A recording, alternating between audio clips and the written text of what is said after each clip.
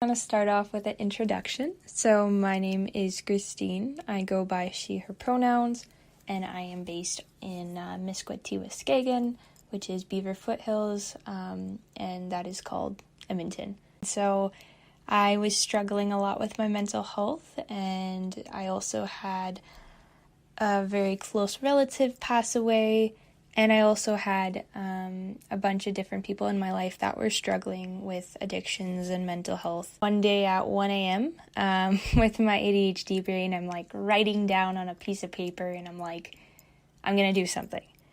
I had so much in my brain, and I was like, why don't I make something?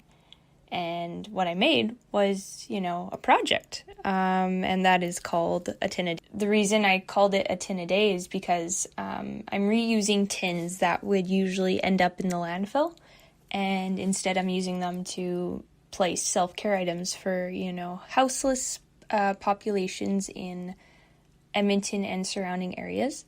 And so basically, there's a QR code inside of it that if you scan it, it directs you to mental health resources in whatever area in Canada that you're looking for. And so that was my first little project, and I was like, this is great. I felt really crafty. I was like, wow, this actually kind of worked. I kind of started realizing once I, saw these issues happen, firsthand while doing the volunteering I'm doing. And then also a really close family member died pill bottle for opioid helplines. And so basically I started creating a Google Doc and just basically made a bunch of different resources that I found around my area. And then I would put the resources in the pill bottle.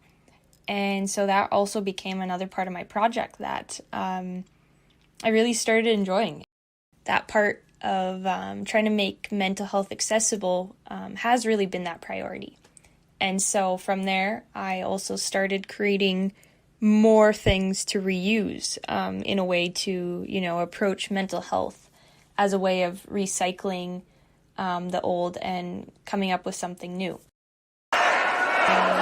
Really started to understand that I want to help change the world in a sense, and I really want to help those that, might have felt like they didn't have a voice before, or the ones that really are, climate change is such a real thing, and I think having the anxiety because of, Gen Zs and this generation of having to kind of fix everything.